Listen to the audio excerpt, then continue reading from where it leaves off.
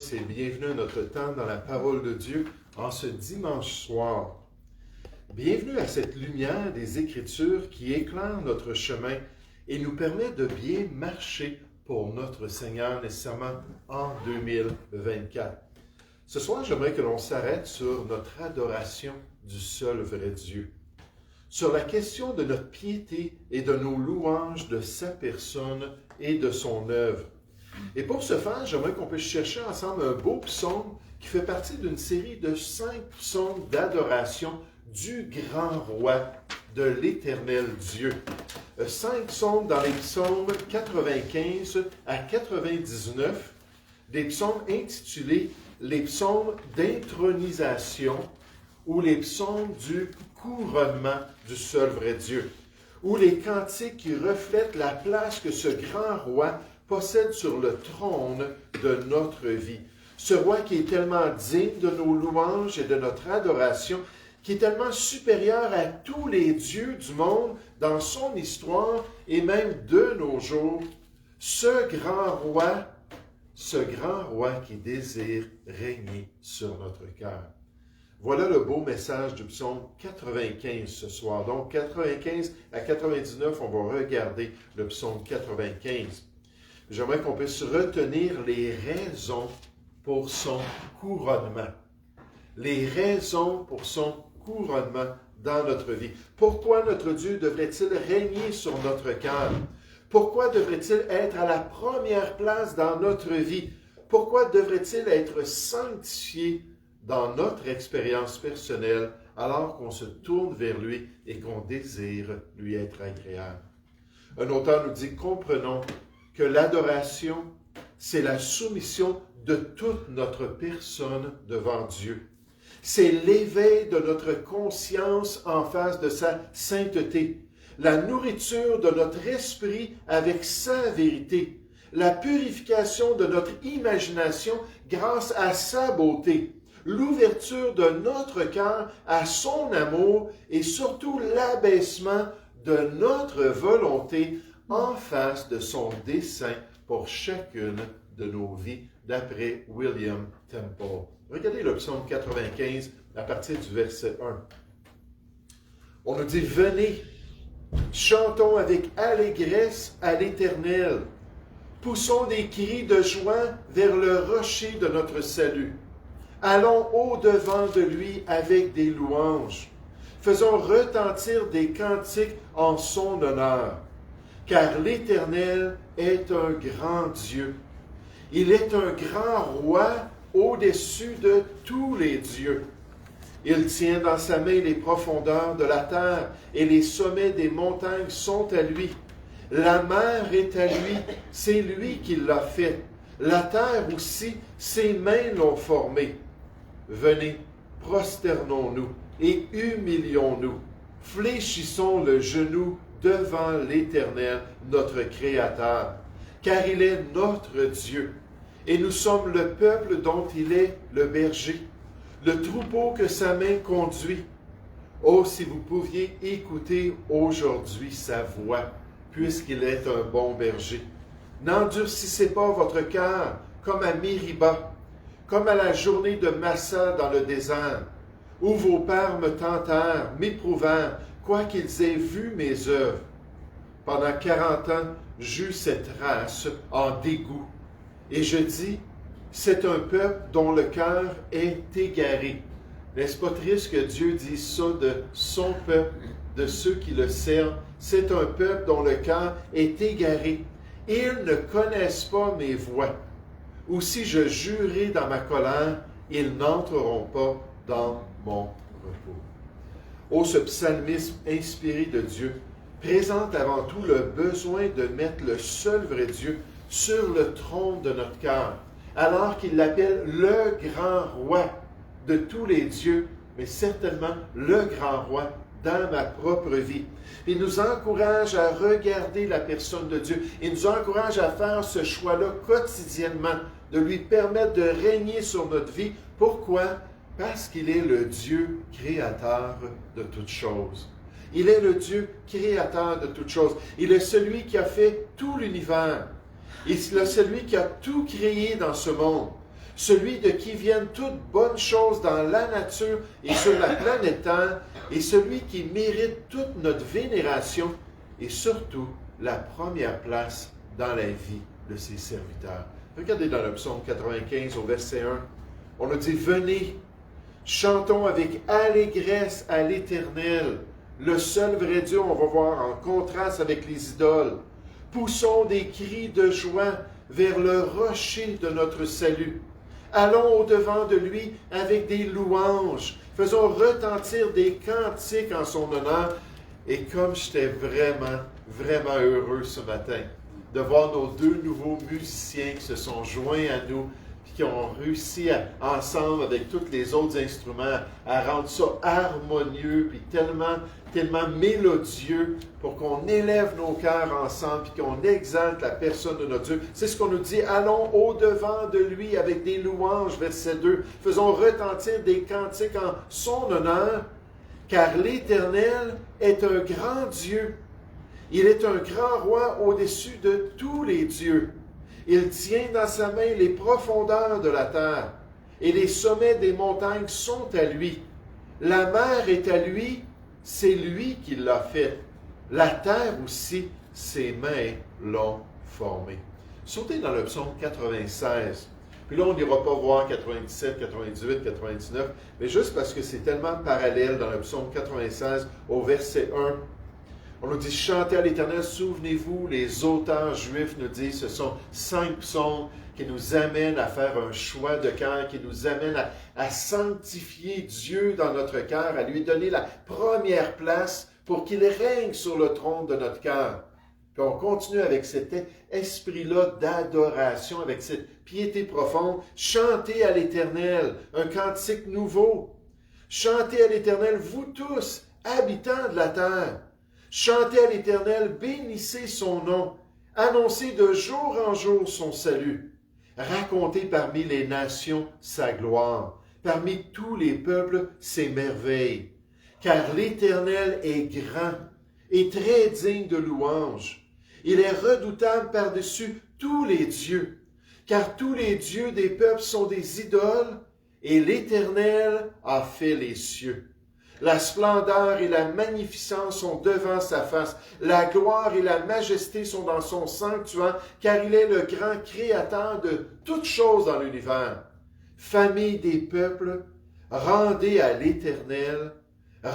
l'Éternel gloire et honneur. Juste en passant, c'est pas quelque chose d'optionnel pour l'être humain.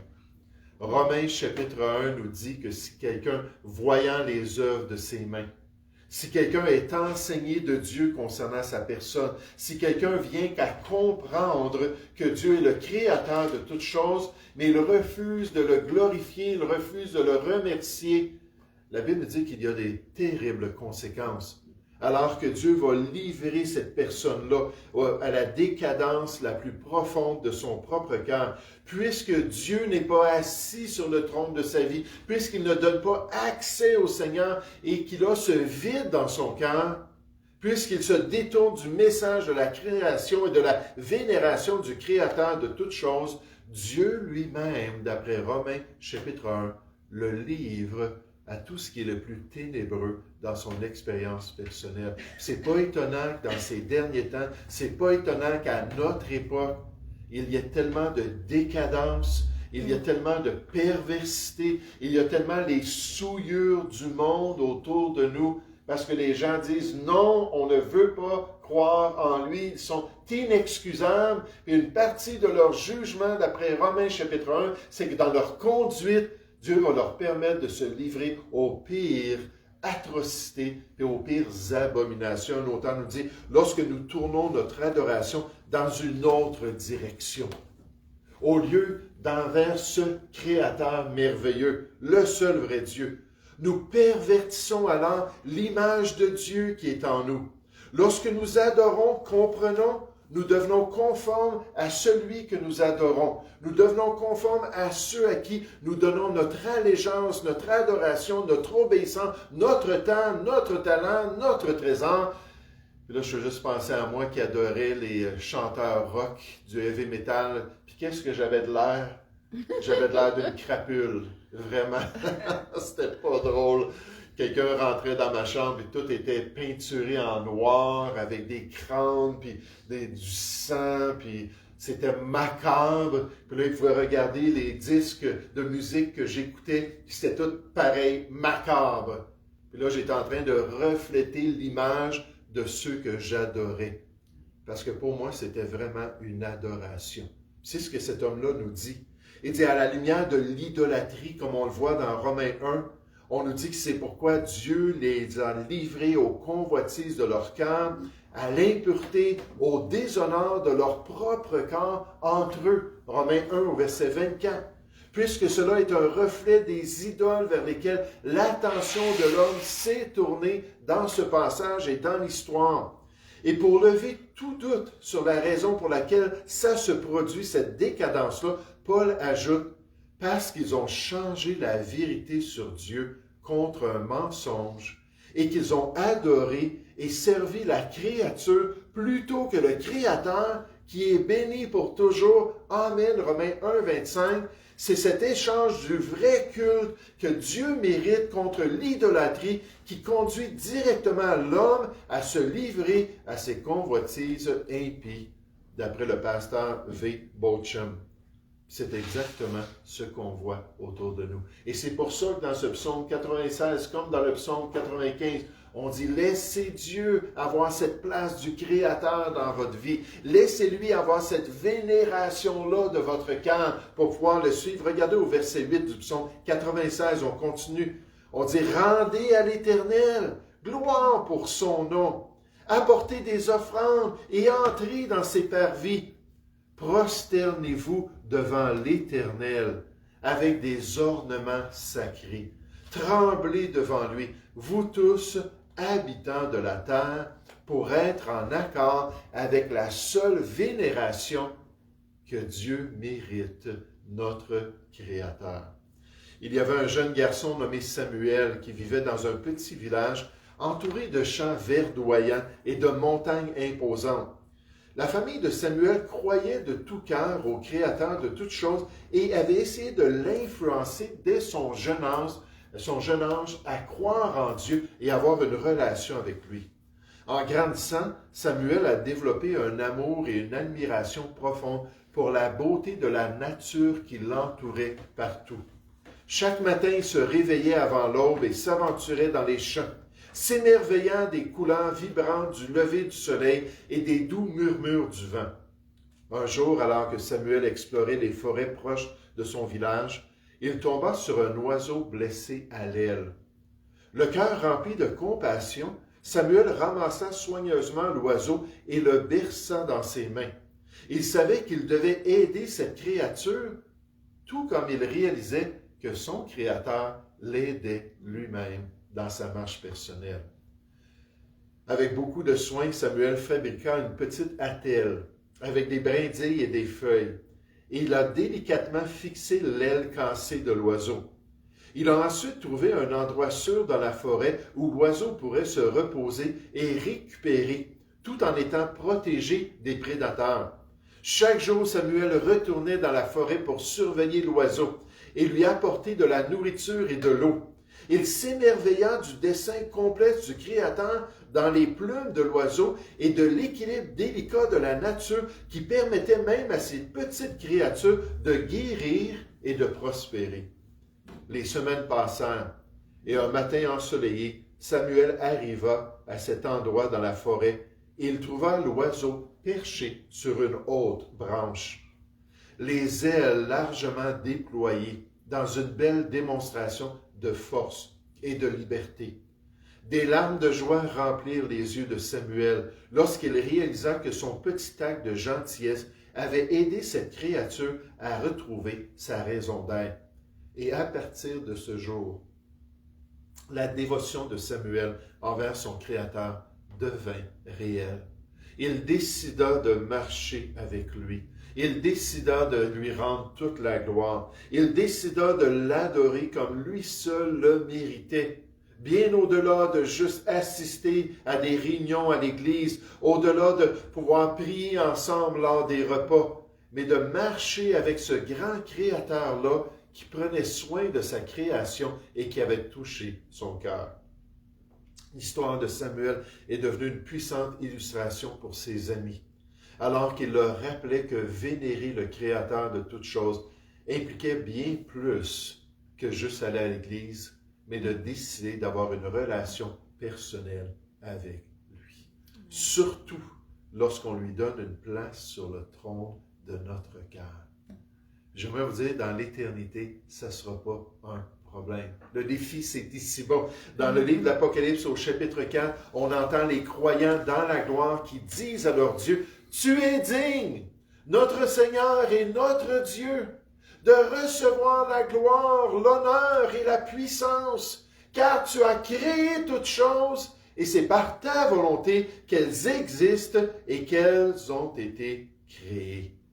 Oh, viens Seigneur, notre Dieu, viens Seigneur, notre Créateur, prendre ta place légitime sur le trône de notre cœur. » Oh, ce soir, alors qu'on regarde ce beau psaume, on revient dans le psaume 95, je veux qu'on puisse considérer une autre raison pour ce couronnement de Dieu dans notre cœur, c'est-à-dire cette raison que notre roi est le bon berger de son troupeau. Notre roi est le bon berger de son troupeau, le bon berger des brebis, le bon pasteur de son peuple, celui qui prend soin de sa bergerie et des siens comme le bon berger qu'il est, celui qui est toujours fidèle pour nourrir les siens, pour les protéger et les garder dans ses voies parfaites. Et c'est ce qu'on nous présente ici dans le psaume 95 au verset 6. « Venez, prosternons-nous et humilions-nous. Fléchissons le genou devant l'Éternel, notre Créateur. » J'ai mémorisé ce verset-là, ça fait environ 30 ans. Puis à chaque fois que je le repense, ça m'amène toujours à la bonne perspective, à l'humilité devant Dieu. Dieu résiste aux orgueilleux, mais il fait grâce à ceux qui sont humbles. Car quiconque s'élève, la Bible nous dit, sera abaissé, mais celui qui s'abaisse sera élevé, alors que Dieu va le bénir pour l'attitude qu'il a envers lui. On nous dit, venez, prosternons-nous et humilions-nous, fléchissons le genou devant l'Éternel, notre Créateur, car il est notre Dieu. Et nous sommes le peuple dont il est le berger. C'est pas juste comme les déistes disaient, le Créateur qui a tout créé, puis là, il est dans les confins de l'univers, puis il a tout laissé les lois de la nature pour gérer sa création, puis il est bien loin de l'être humain. On ne peut pas le connaître, on ne peut pas l'expérimenter. Non, ici, le psalmiste dit, il est le Créateur, mais il est personnel. Et il veut une relation avec toi. Nous sommes le peuple dont il est le berger, le troupeau que sa main conduit. Oh, si vous pouviez écouter aujourd'hui sa voix. Comme Jésus a dit concernant ses brebis dans Jean chapitre 10, « Mes brebis entendent ma voix et elles me suivent. » Elles me suivent et elles accomplissent ma volonté. Oh, si vous pouviez juste laisser le Seigneur sur le trône de votre cœur, puis le laisser diriger votre vie. Nécessairement, le psaume 23 est le passage principal dans les psaumes sur ce rôle béni du berger d'Israël, du bon pasteur de son peuple. Le psaume 28 en parle aussi, le psaume 80 en parle aussi. Mais j'aimerais qu'on puisse tourner ensemble dans le psaume 23. Je pense que ça vaut la peine, en 2024, de revenir à ce beau passage, alors qu'on voit cette relation de dépendance, cette relation de bénédiction de la part de Dieu. Le psaume 23, on nous dit au verset 1, « Cantique de David, il savait de quoi il parlait. L'Éternel est mon berger, je ne manquerai de rien, il est un bon berger. Il me fait reposer dans de verts pâturages. Il me dirige près des eaux paisibles dans ce rôle important du berger de son troupeau. Il restaure mon âme. Il me conduit dans les sentiers de la justice à cause de son nom. Quand je marche dans la vallée de l'ombre de la mort, je ne crains aucun mal, car tu es avec moi. » On l'a chanté toute l'année passée, n'est-ce pas? C'était notre chant-thème. Ta houlette et ton bâton me rassurent. Tu dresses devant moi une table en face de mes adversaires. Tu oins d'huile ma tête et ma coupe déborde. Oui, le bonheur et la grâce m'accompagneront tous les jours de ma vie à cause de mon bon berger, et j'habiterai dans la maison de l'Éternel jusqu'à la fin de mes jours. La suprématie de notre Dieu, en tant que celui qui a créé et qui possède les hauteurs et les profondeurs de sa création, est le thème du culte des croyants, évoquant l'adoration respectueuse et la confiance tranquille d'un troupeau reposant sous la garde de son grand Dieu. R.E.O. White. Prenant cette place-là sur mon cœur, mon bon berger qui dirige ma vie, qui me donne l'orientation pour mon existence, alors que je marche dans ses voies, alors que j'écoute sa voix et que je suis prêt à le suivre dans son sentier. Dans un petit village niché au milieu des collines, vivait un jeune berger nommé David. David était connu dans tout le village pour son dévouement inébranlable envers son troupeau, puisque David était un berger. Il risquait souvent sa propre sécurité pour protéger ses moutons des prédateurs et recherchait sans relâche les brebis perdues et errantes jusqu'à ce qu'il les retrouve et les ramène en sécurité. Un jour, alors que le soleil commençait à se coucher et que les brebis étaient installées pour la nuit, David se rendit compte qu'une de ses brebis manquait. Soucieux de sa sécurité, il confia le reste du troupeau aux bons soins de ses confrères bergers et partit à la recherche de la brebis perdue. Il fouilla haut et bas, à travers des terrains accidentés dans les sous-bois, étant déterminé de retrouver l'animal disparu. Après des heures de recherche, alors que David était sur le point de rentrer à la maison, il entendit un léger bêlement au loin. Son cœur bondit de joie alors qu'il suivait le son et tomba bientôt sur le mouton disparu, emmêlé dans un buisson épineux. Sans hésitation, David descendit et libéra doucement la brebis de son enchevêtrement et la rapporta au troupeau, la berçant dans ses bras. Alors que David rentrait au village, avec la brebis perdue en toute sécurité sous sa garde, il ne pouvait s'empêcher de réfléchir à la parole de Dieu, de se rappeler l'enseignement qu'il avait reçu dans l'Ancien Testament et dans le Nouveau Testament concernant les soins d'un bon berger. À ce moment-là, il comprit le sens profond de ces mots. Il se rendit compte que tout comme il avait inlassablement recherché et sauvé les brebis perdues, son bon berger, Jésus-Christ, cherchait et sauvait inlassablement chacune de ses brebis perdues. Quel bon berger il avait! Quel berger merveilleux veillait sur lui! Quel berger qui était digne de son amour et de sa vénération! Et l'expérience de David a constitué une puissante illustration de l'amour inébranlable de Dieu et de sa poursuite incessante de son peuple. Elle nous rappelle que peu importe à quel point nous nous sentons perdus et désespérés, notre bon berger veille sur nous pour nous libérer de nos enchevêtrements et nous ramener à la sécurité de son troupeau. Et un tel berger est certainement digne de notre adoration et de la première place dans notre vie. Dans la première épître de Pierre, l'apôtre décrit ainsi notre grand berger.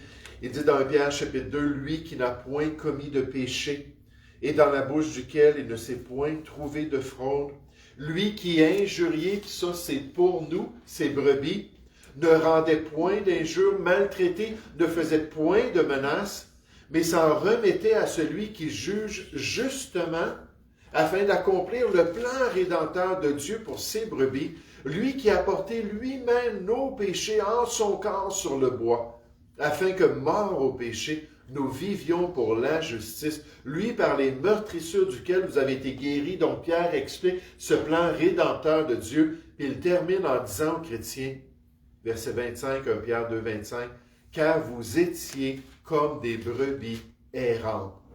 Mais maintenant, chrétiens, enfants de Dieu, vous êtes retournés vers le berger et le gardien de vos âmes, puisque vous vous êtes tournés vers le bon berger. Il est le bon berger, il connaît ses brebis. Toujours il les rassure quand il arrive la nuit. Il marche devant elles, leur montrant le chemin. Même quand il est étroit, non, elles ne craignent rien. Il est le bon berger, promettant l'abondance à celles qui le suivent et dans l'obéissance. Dans de verts pâturages, elles seront restaurées, et près des sources d'eau seront désaltérées. Il est le bon berger. Entendront-elles sa voix? Les brebis égarées sur la mauvaise voie, car elles sont menacées par le loup ravisseur, cherchant à dévorer, à semer la terreur. Mais il est le bon berger, mais pas un mercenaire, lui qui donna sa vie pour vaincre l'adversaire. Il saura défendre la brebis esseulée et soignera aussi celle qui sera blessée. Jésus est mon berger qui m'accompagnera et la sombre vallée par lui s'éclairera. Je marcherai tranquille, délaissant tous mes maux, car il est avec moi, m'accordant son repos. Si on a ce grand berger dans notre vie, si on lui permet d'être assis sur le trône de notre vie, comme c'est merveilleux d'être une brebis dans le troupeau de Dieu. Notre bon berger est celui qui a créé l'herbe dont nous avons besoin pour le pâturage. C'est lui qui a créé les rivières et les eaux. C'est lui qui retient tout dans sa main. Et il est mon berger à moi, personnellement. Le scientifique Edmund Sangagiu-Nayodo, je ne suis pas tout à fait certain comment est-ce qu'il prononce son nom. Oh, adorons notre grand Dieu, car il est le créateur de toutes choses. Laissons-lui une place spéciale dans notre cœur, car il en est tellement digne. De même, adorons notre grand Dieu, car il est le bon berger de notre âme, tellement digne de diriger notre vie dans ses sentiers paisibles. Et en terminant ce soir, le psalmiste se tourne vers les croyants et les exhorte à laisser cette première place au Seigneur dans leur cœur, car ce grand roi châtie son peuple. Ce grand roi châtie son peuple. Il corrige ses enfants. Il sort la verge quand c'est nécessaire pour nous ramener dans ses voies. Il va corriger ses serviteurs qui ont tendance à être rebelles. Il va agir dans le cœur de ceux qui ont peut-être un peu le cou raide. Il va se manifester comme envers son peuple d'autrefois dans le ministère de Moïse, à tous ceux qui sont dans ses voies et qui sont là pour accomplir sa volonté. Le psaume 95, en terminant, verset 8. « N'endurcissez pas votre cœur, ce cœur qui devrait être dévoué à Dieu, ce cœur qui devrait lui donner l'accès, ce cœur qui devrait l'inviter à s'asseoir sur le trône de sa vie.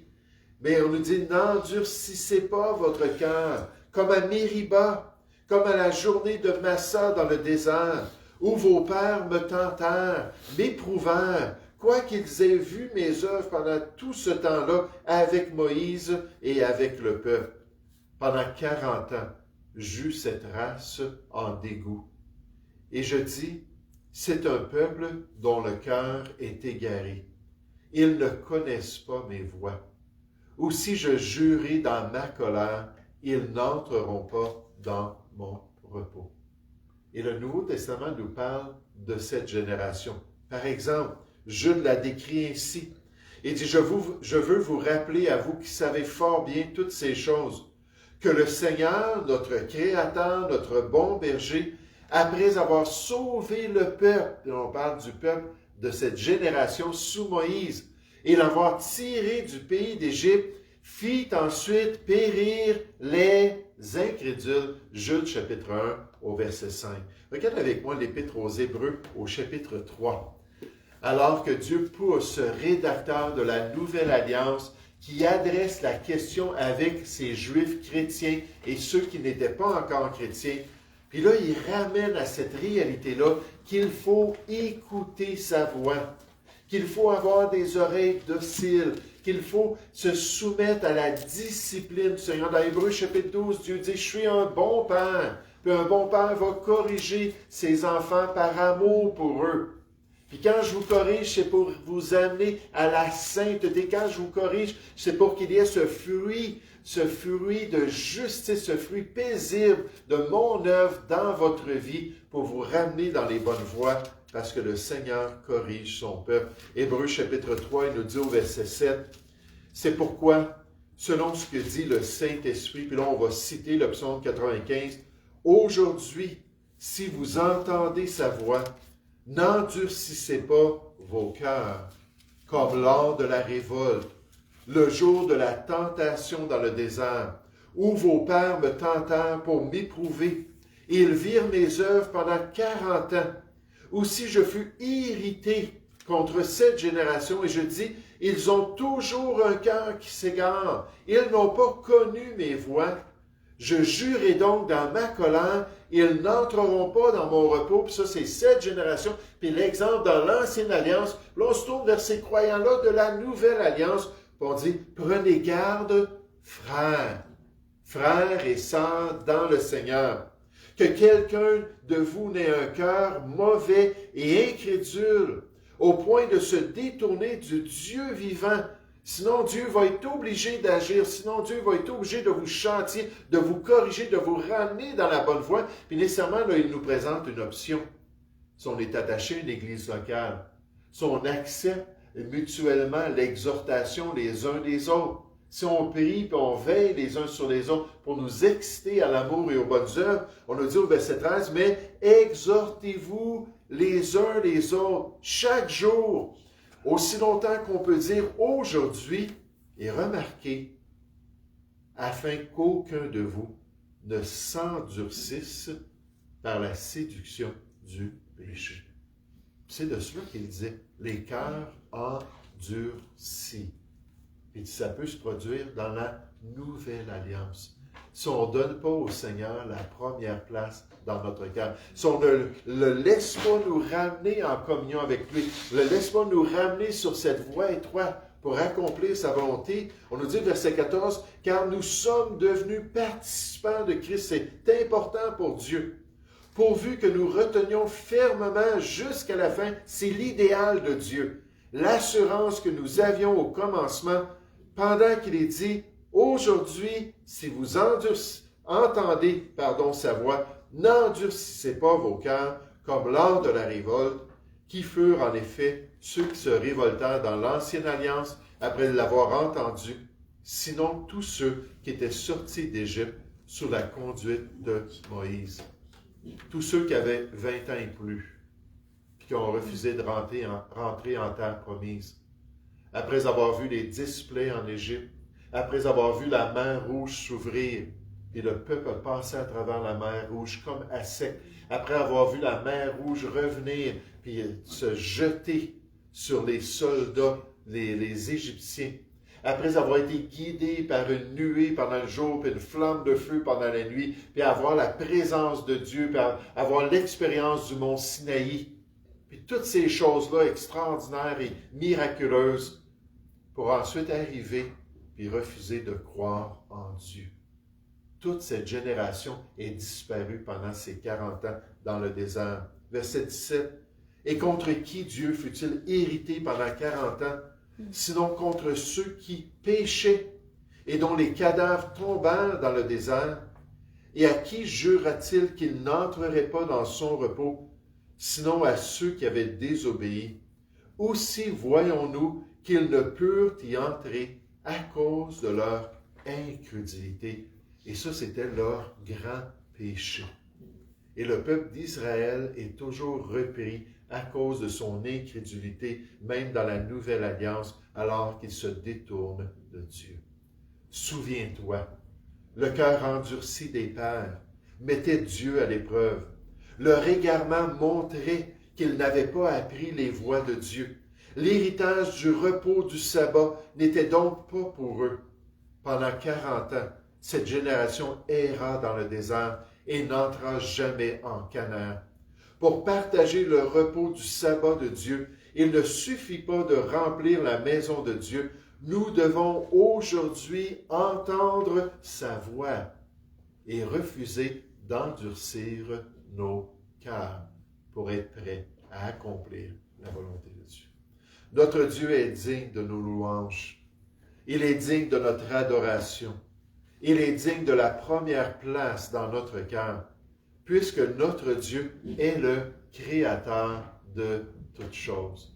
Tout ce qu'on voit autour de nous, tout ce qu'on peut percevoir, tout ce qu'on peut expérimenter vient de notre Dieu. Gloire à son nom. Puisque notre Dieu est le bon berger de son troupeau, qu'on puisse le suivre, qu'on puisse accepter sa direction, puisque notre Dieu châtie son peuple. Comme on le dit ce matin, qu'on puisse marcher humblement et dans la crainte de notre Dieu, dans ce respect profond pour sa personne, alors qu'il peut se manifester puissamment dans notre vie. Puis pourquoi pas coopérer, puis le laisser nous guider dans sa volonté. Nous allons prier ensemble. Ô Père Céleste, on veut te remercier ce soir pour ce beau passage dans le livre des Psaumes. Merci pour cette belle exhortation envers chacun de nous de laisser Dieu prendre la place sur notre cœur, qu'il puisse s'asseoir sur le trône de notre vie, qu'il puisse nous diriger, qu'il puisse, Seigneur, être au contrôle, qu'il puisse nous permettre d'avoir un cœur bien disposé, un esprit, Seigneur, qui nous aide à continuer dans ses voies et qui nous aide à le glorifier dans cette nouvelle année 2024. Oui, Père Céleste, on te prie au nom du Seigneur Jésus. Amen.